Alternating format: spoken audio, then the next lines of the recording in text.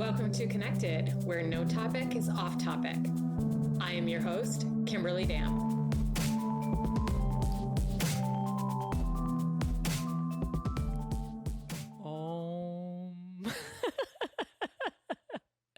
I'm so sorry. I had to. Because you know what we're going to talk about today? Do you have any idea? I mean, if you're thinking yoga, I totally get that. Om is usually associated more with yoga, but we're going to talk about meditation. I'm so sorry. I had to do it. Oh, but welcome everybody. Welcome if you're joining me for the first time. Welcome back. If you are a reoccurring listener, in which if you are, God bless you. I appreciate everybody who listens, even if they depart after like 30 seconds. But anyway, so today I'm going to talk about meditation. However, I'm not going to approach this like the way that I feel like everybody else approaches it, which is like, here is why meditation is so great for you. And here is how to do it. And here is how to become enlightened. No, like it's all bullshit. Like, I mean, it's not all bullshit. I will definitely share my experiences and basically how I came to this place. But it's difficult. It's straight up difficult. Like if that's the one thing that I think everybody can agree on, meditating is freaking hard. I don't know. It's literally, I feel like at some points that it's the hardest thing I've ever done. Because there are just some days where I'm just like, fuck this shit. I've got stuff to do. I got shit that I gotta accomplish. So it can be very, very challenging, but if you can, just as with anything else that requires discipline, if you can push back that and you can start to see the benefits, not only the physical benefits, around your health, but the spiritual benefits, which to me are far, far more advantageous, then it can really be an amazing gift to yourself.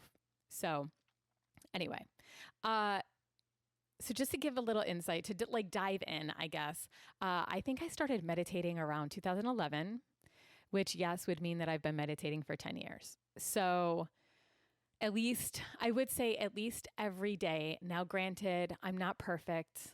I have missed days, I'm sure. I know there was a time in like 2018 or 2019 in which I felt like I hit a wall and I just wasn't feeling it. And I'm a person where if, you got to check your resistance, right? Like you have to understand your resistance around things. And sometimes for me, meditation wasn't the most loving thing that I could do. It was more like, it felt almost worse than a chore. I don't want to say a chore because to me, anything can feel like a chore, but it felt worse than a chore. It felt like I was trying to kind of like force it. And it just really wasn't coming from an authentic place. So I gave myself that compassion and that grace and just took it for what it was. And I knew that it would return, when it was supposed to. So out of anything, like if you are going to start meditating, I think that is a really good perspective to have. It's going to be challenging. It's going to be difficult, but I think, you have to, again, ask why you're resisting. And if it's simply just because you're like on what I call self-improvement burnout or spiritual burnout, then honor that and give yourself grace. So I basically just feel like I just gave like the entire wisdom to this entire episode within the first 4 minutes. So there you go. Okay, well, it was great talking to you guys. I'll talk to you soon. No, I'm kidding. So anyway, started in 2011, have been meditating for 10 years. I started using Headspace. I think 2011 was actually the year in which Headspace hit the App Store.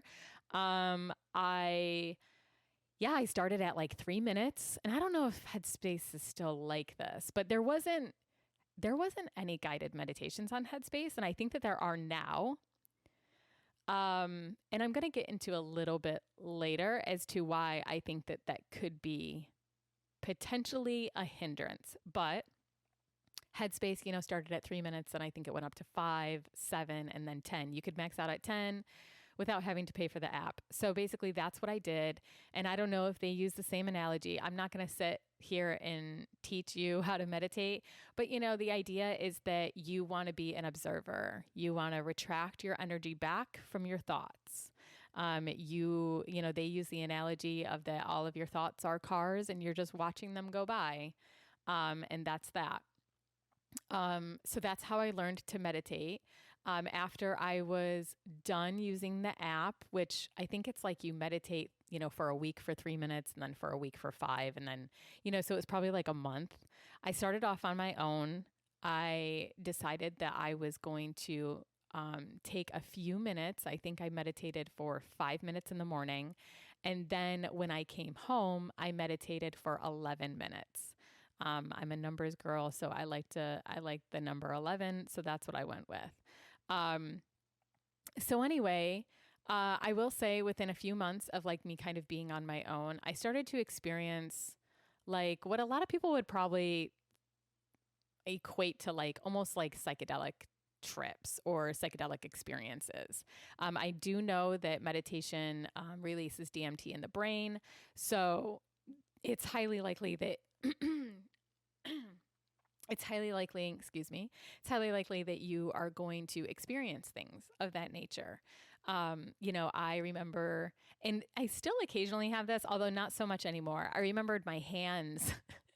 My hands used to like feel so big and so heavy during meditation. Like I literally remembered being like, what is going on with my hands? I remembered the other thing that I kept noticing and feeling was really twisted or contortioned in my body. And I believe that honestly, that is what we are doing while we are on meditation is we are giving, I honestly believe that we are energetically healing our bodies. And so what I associate with that contortionism or that twisted feeling is energetic healing that's occurring. I feel like what you're feeling is your energetic body. And so, it's like things like that started happening. And then I started kind of experiencing, and this is where it might get a little weird for other people, but I started experiencing like entities. There was a couple times that I felt threatened by entities, but for the most part, no. And I kind of learned after my first experience of kind of feeling threatened or like there just was something there that I really didn't want to associate with or that I didn't want near me. I learned how to protect myself and to block myself from experiencing that. So it got kind of interesting. The other thing that I started noticing was synchronicities, right? And with synchronicities came seriously serendipitous occurrences where I would say something and then 6 hours later, like it would be physically manifested before me. It was really crazy and it was really eye-opening. And it was crazy eye-opening, you guys. I don't even want to like make a light of this. I think when you start to realize that you are part of the pulse, that you are part of this planet that is literally inhaling and exhaling, and that you are part of every single living thing, which is anything that contains energy. When you realize that you are a part of every single living thing on this planet, you understand that, you're not just getting up in the morning and you're not just doing things throughout your day to advance your life. And if you are doing that, what happens is when you start to witness and realize that you are a receiver of energy just as much as you are a distributor of energy, you literally are like, am I really doing anything? Am I really the generator? I think that you think this entire time, right? We're taught from a young age that like we get up and we go to school and we do things and we come home and we do more things and then we go to bed and we do this all over again. we don't really take time to pause and to sit there and say, who is driving all of this? We don't really understand that we're a receiver of energy. And that half the time, really what's happening is we're getting input, we're getting information, we're being guided. We're no different than when the wind blows, the tree is impacted, right? The leaves rustle. It's no different. I think the thing is we think that instead of the tree being impacted by the wind and moving so slightly, that I think we think that we're the tree and we're like, oh, the sun's up, let me move. That is not reality whatsoever. And so when I started noticing, when I started realizing that, I was like, holy shit. And so this is where, unfortunately, we've kind of been doing things backwards since the day we were born, right? We think that things start with us and we do something and then a series of events occurs. But what we don't understand is that a series of events occurred before us and a series of events occurred after us. And that's how it is in every single second of every single day. When you're here and even when you're not physically here, because your life goes nowhere.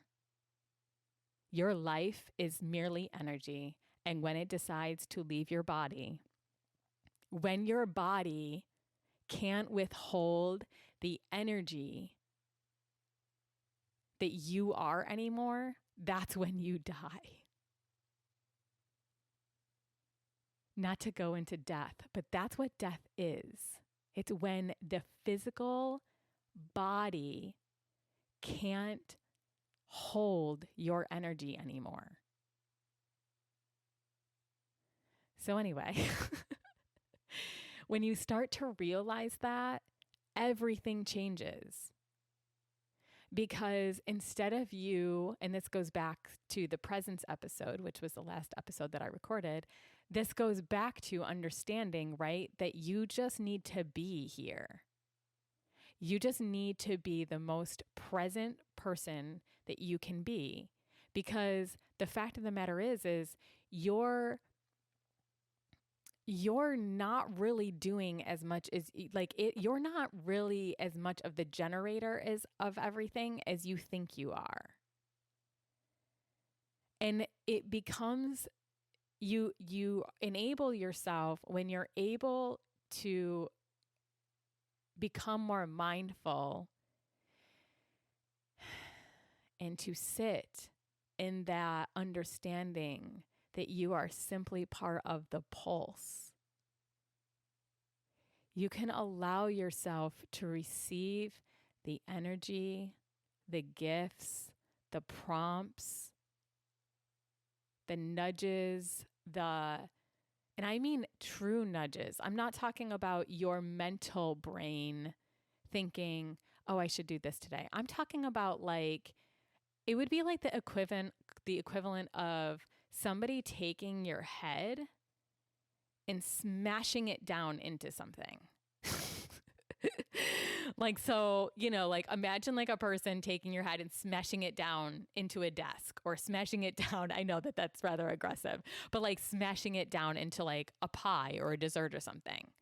That's a prompt, not, oh, I think I should do this, or, oh, I think I should do that. It's, look, you have to do this and you have to do it right now. Cause there's no other, you don't have another opportunity. You don't have another time. You don't have another occurrence. You have nothing else that you could do but that thing. You have no other course of action that you can take because you're driven by the universe and your desire. And then with meditation, because you learn all of this, your desires change. You go from being this person that is like, oh, I want this and I want this and I want this. I mean, people, I've literally had, I just want to say this, I've never been a very goal-oriented person, right? But the thing is you think that you want all of these things. And then when you learn all this, it's almost like desire almost becomes more of a thing that is more difficult to muster. It's almost like you have a detachment around everything, all of your dreams, all of the actual like physical things that you ever wanted to happen. And what I mean by that is like getting a job, having a career, raising children, having a house, living a comfortable life that allows you to travel. All of those things, you then start to be like, wait, okay, so if I'm not directly driving, and if I realize that I have access to beautiful information, and if I, disengage and really allow myself to receive in the fullest capacity, then I'm not separate from any of the stuff that I desire. And when that happens, it's almost like you lose the desire. The desire is not as strong anymore because you're just like, I'm good. Now I'm more invested and interested in the magic. I'm more invested and interested in seeing everything unfold in its own beautiful, natural timing. And I can feel ease, and I can feel centered, and I can feel balanced, and I can not be worrying, not be so consumed in my head about all of these logistics.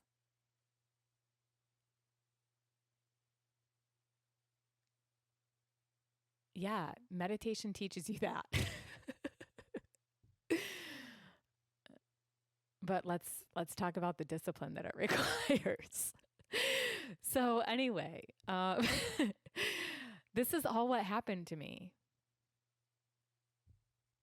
And do I see it every day? No, I don't. It really requires me to get up and for me to be like, okay, meditation's the first thing that I'm taking care of before I do anything else. And it's the last thing that I do at the end of the day before I go to bed. I have to commit. I have to set my timer, or don't set your timer, which that's a beautiful thing too. But I have to set my timer.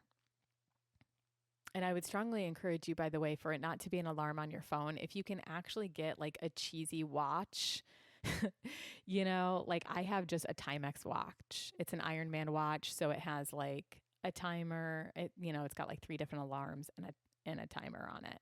But the thing is like, if you can have your phone like far, far away, that I think a lot of people don't realize that when we have our phones near us, because we've been trained to be so connected and tied to our phone, it's a distraction. And so when the phone is nowhere near you, like even if it's turned on and it's near you, what you don't realize is your mind is you're still giving energy to that phone. You're still thinking about that phone. You may not be conscious of it, but you are. So I always tell people, like, if you can have all of your devices turned off and out of the room, that's like the greatest environment for you to create to meditate. The other thing, obviously, that creates a good environment is for it to be a section that, like, of your home in which that is the only thing that you use that section of your home for. It's no different than sleeping, right? They tell you not to bring your laptop in your bed, not to work from bed. It's the same idea. If your bed is strictly for sleeping, your meditation area should be strictly for meditation. Because basically what you're doing is you are dedicating that space to that purpose only, and you are training yourself to be in that state of mind when you go into that space. There's a certain energy around it. That's why, like, if you think about it, not everybody experiences this because some people have ideas around churches or temples or, just ideas around religion.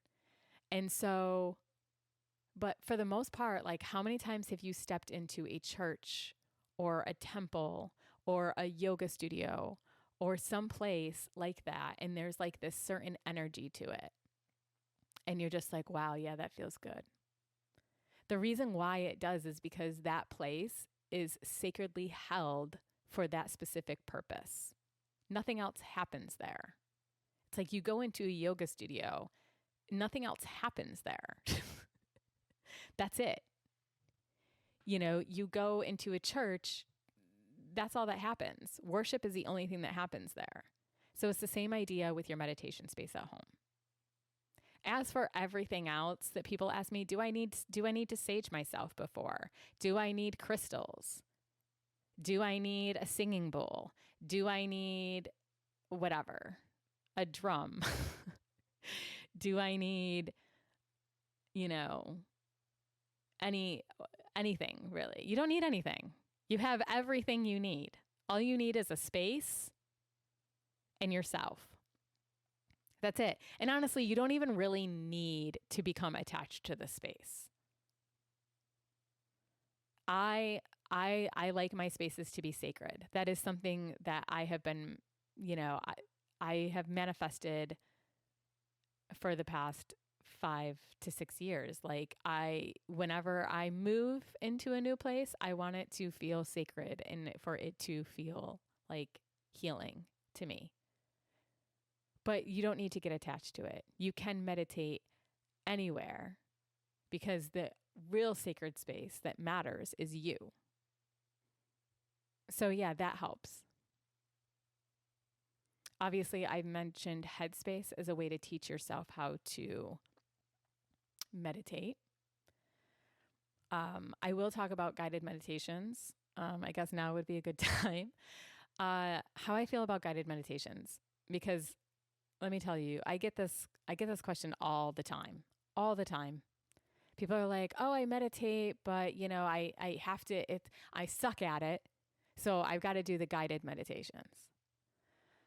Well, first of all, the first thing that I want to approach with anybody is if your attitude around you meditating is sucking at it, I want to ask you to get really clear on what exactly that means.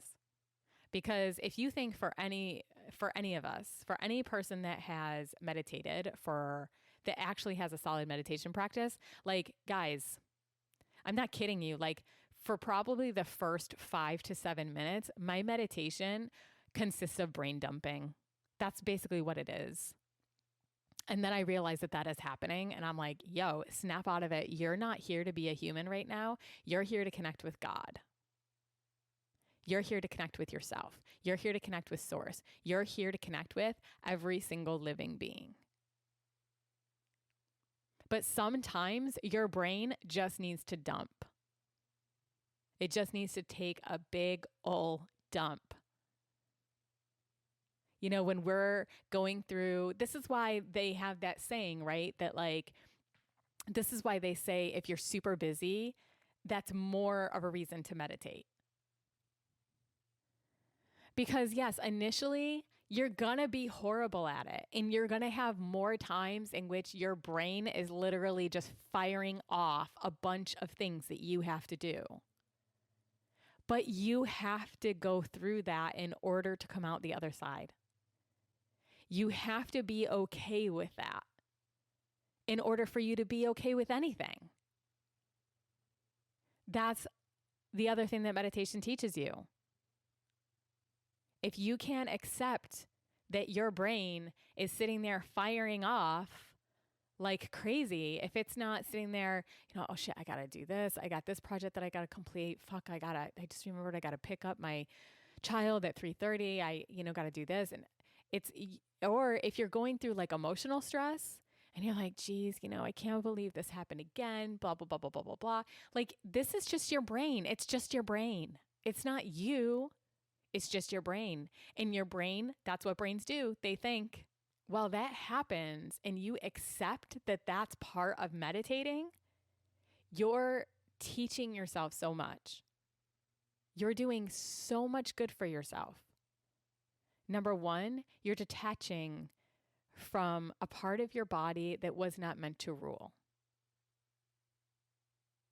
our brains were not meant to be as in control as they are of things. Our hearts are meant to be in control, but the problem is that we have created this idea around our heart that it can't be trusted, that its only interest is the bad interest. It's the only interest that leaves us feeling sad and loss all the time.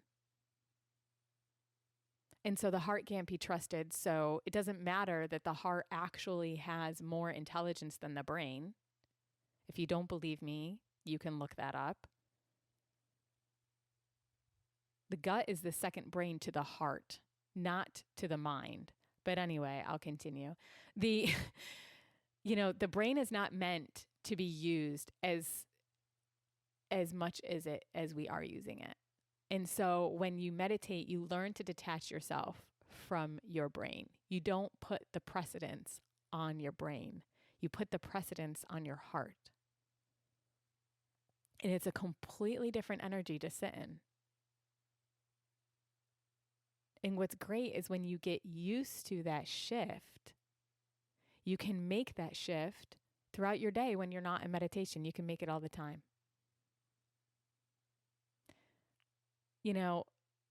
You can approach work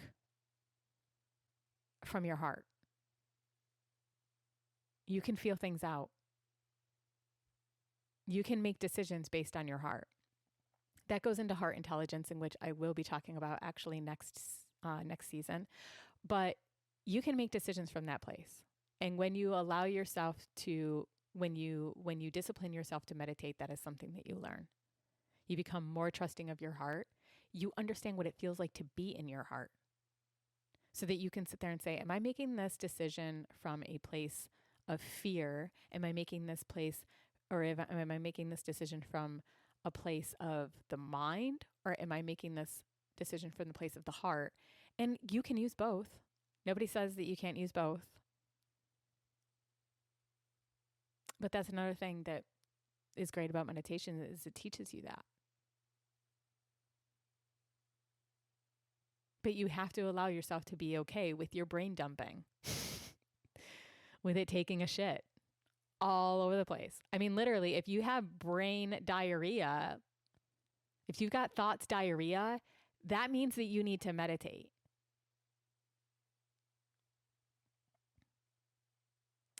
But yeah, it requires that commitment, and it requires that acceptance and being okay.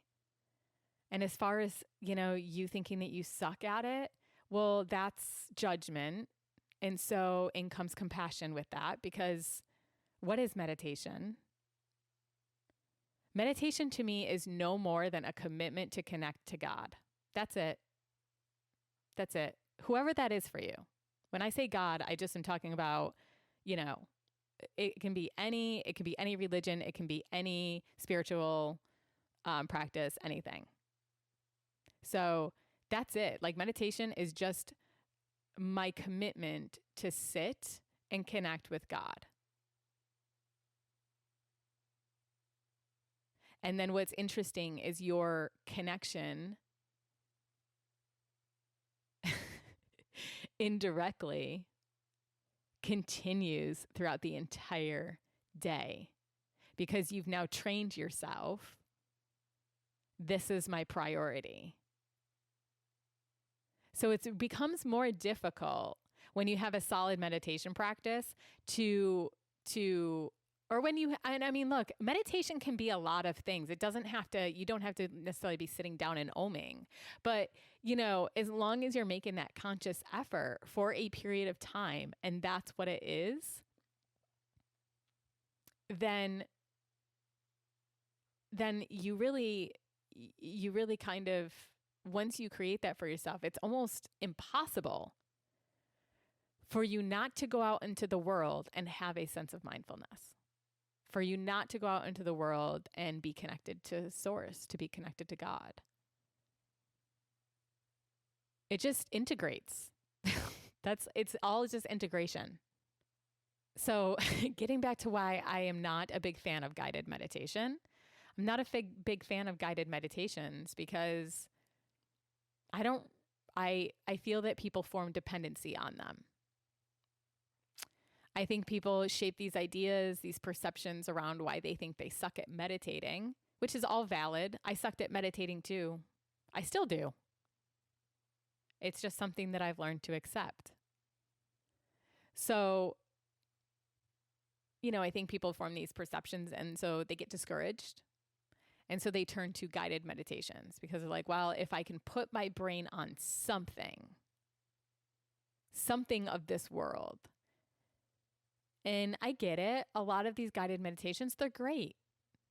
They, they talk of nature, they talk of feeling your heart, they talk of all good things. I'm not saying that there's not a time and a place for guided meditations. I believe that guided meditations can be extremely helpful when you're doing energy healing, and when you are just, it's more like you're going into meditation with a purpose. If you're looking to do energy healing or you're looking to journey, maybe like with shamanism, or you're looking to journey, period.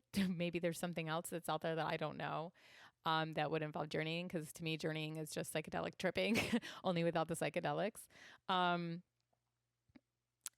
like maybe a guided meditation is appropriate.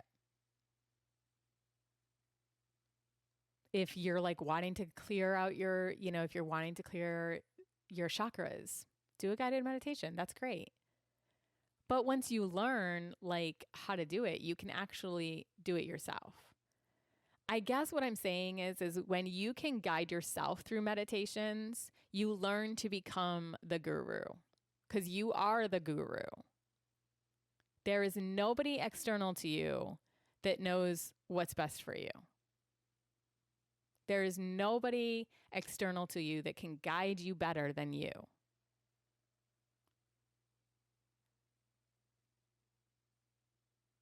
If somebody out there was capable of guiding you better than you, then why are so many people working endlessly at jobs that they don't like to get things that they don't necessarily even want?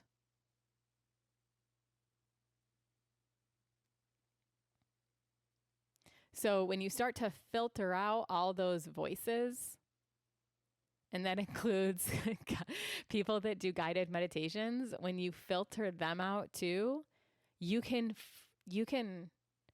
raw. You're in your most authentic space.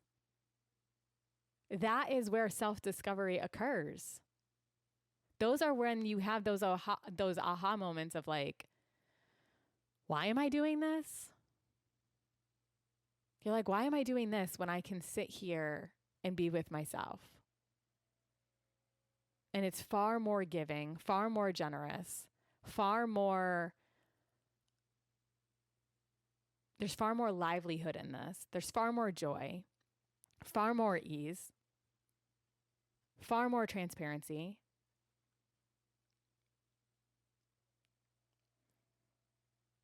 So if you are doing guided meditation right now, I would really, really ask yourself to rise up to the challenge of guiding yourself. You have the ability. Because whether or not you are conscious of your connection to everything on this planet and out in the universe, the cosmos, everything that's living and quote unquote breathing, that has a pulse, whether you're conscious of that, whether you're conscious of synchronicities, whether you're conscious that you're receiving information and you are being guided, whether or not you are conscious of it, you are.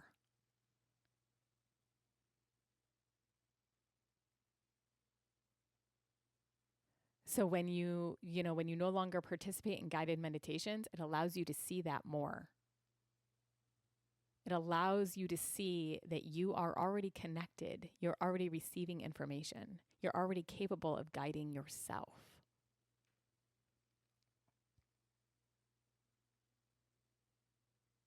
Or you're already capable of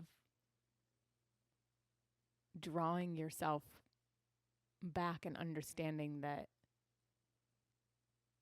you're just bending to the wind. So it's weird. I kind of feel like that's all that I have to say. I will say that we are addicted to busyness. We're addicted to being relevant or being seen as being relevant. We're addicted to just knowledge. We're so addicted to knowledge. And meditation, yeah. Meditation, you don't acquire knowledge from meditation, you acquire wisdom. And they're two very, very different things. Knowledge is what most of us have. There's just been this prevalence, on the brain for the past 200-300 years specifically, but I mean, that's literally where we've been living. That's literally like what we've been developing from is the brain. And now it's time. I don't know if you notice that. I don't know if you're seeing it, but now it's time. It's shifting. We're no longer going to be developing from the brain. We're developing from the heart. That's the shift that we're gearing up for here. That's why you're seeing all of these shadows come out right now. It's going to become increasingly more difficult for people to be inauthentic, to not act on their heart. It's a great time to get to know yourself,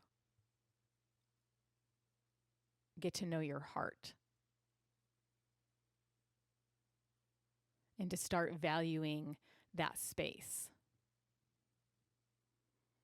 that ether.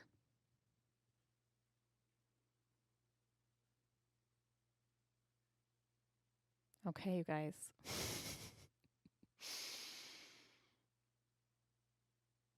That's all that I have to say. That's all that was placed on me to say. So again, I appreciate you. Thank you so much for listening. If you have any comments or topics that you would like me to discuss in the future, please feel free to drop me a line at connectedpodcast.us@gmail.com. Thank you. Stay well and stay connected.